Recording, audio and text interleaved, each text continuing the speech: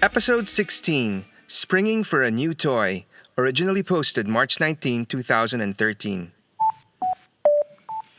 What's better than a robot that could transform into one alternate mode? Why, a robot that could transform into two alternate modes, of course. This is exactly what the Transformer guys thought of coming into the third year of the toy line. So in 1985, the new Transformer Triple Changer concept was introduced. These triple changers turned out to be quite a hit, despite the fact that limited technology and creativity actually just gave us another brick that transformed into two different looking bricks. Anyway, the first year of triple changers brought us two Decepticons, Blitzwing, who transformed into a tank and a jet, and Astrotrain, who, as his name suggested, transformed into a space shuttle and a train. Since their introduction, they have gone on to be two of the more recognizable Decepticon characters in the line.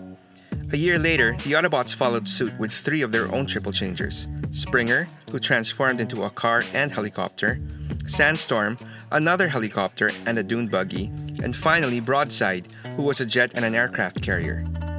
Maybe it was because he was the only one included in the first animated Transformers movie, or maybe it was the fact that he was, in my opinion, the only decent-looking toy among the three. Only Springer managed to gain any semblance of popularity, while his two mates simply faded into obscurity. In the movie, Springer was introduced as some badass warrior with a huge sword. Many say that the first Transformers movie plot was a blatant ripoff of Star Wars. If it was, then I think that they tried to peg Springer as the Han Solo to Hot Rod's Luke and RC's Leia, the three corners of a robot love triangle, if you will. Well, whatever the case would be, he managed to make a lasting impression on many fans, including myself, and so Springer the character has continued to maintain a respectable presence in the various Transformer comic iterations and in the toy shelf as well. Since the original vintage toy, Springer has had quite a few newer toys released. Unfortunately, pretty much all of them have ditched the whole triple changer gimmick and have kept him mostly as a helicopter. Although every now and then a car, and even once an Osprey, I believe. And to make matters worse, most of these new toys were actually other characters that the designers decided to paint green and yellow and rename Springer, just for the easy buck. So it's quite ironic that the first accurate modern rendition of Springer isn't actually an official Transformer. Meet Warbot Defender from the third-party company Fans Project. Now forgive me as I have to take off on a tangent here for those not familiar with the term third-party. In collector circles, this basically refers to unofficial and unlicensed toys. Toys that are released by other companies that technically don't have the legal right to make them.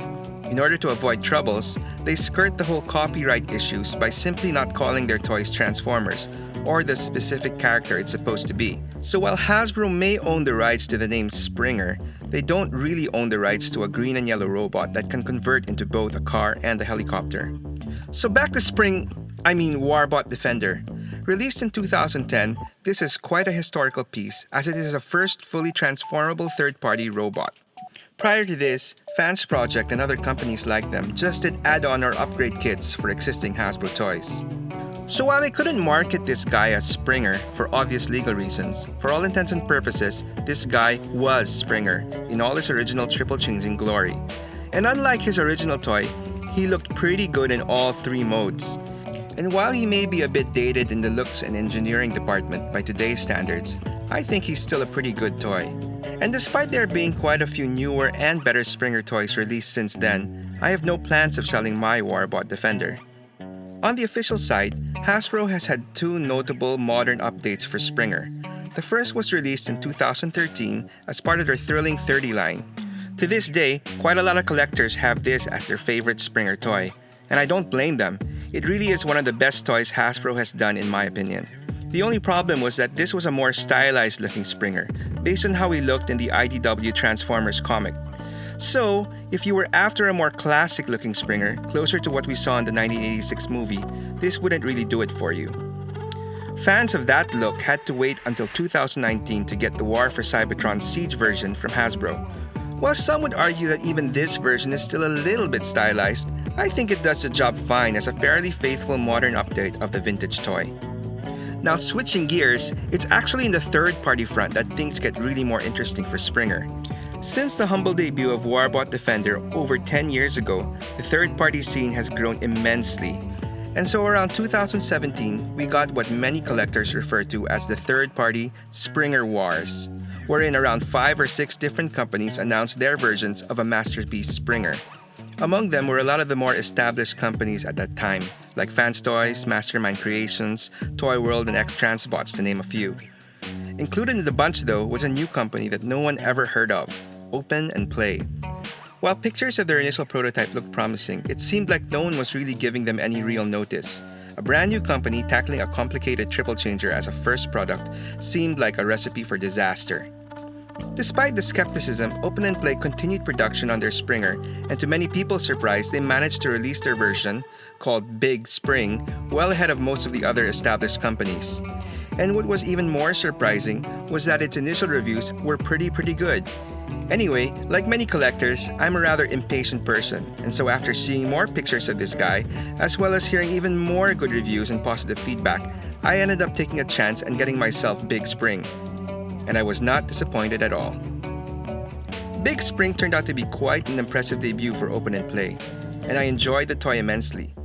Unfortunately, after a few months, I slowly came to the conclusion that he didn't quite fit in with the rest of my masterpiece collection. He was a great toy, but he just felt a little lacking standing next to the more high-end pieces. And so when a more experienced company called Fans Toys finally released their version called Apache, I reluctantly sold off Big Spring and took home this more premium version of Springer. And so this is where I am currently with regards to Springer in my collection. The Thrilling 30, Siege, and Fans Toys versions may not be perfect, but for the time being, they are more than enough for my collection. That is, unless another newer and better version springs up. So are there any other Springer fans out there? Which version of Springer do you have in your collections? Comment below and tell me your story.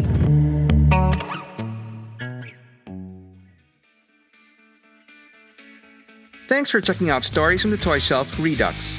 For more stories, please like and subscribe to this channel. Click on the notification bell for updates or visit my website at storiesfromthetoyshelf.com and follow me on Facebook, Instagram, and Twitter. Until the next one.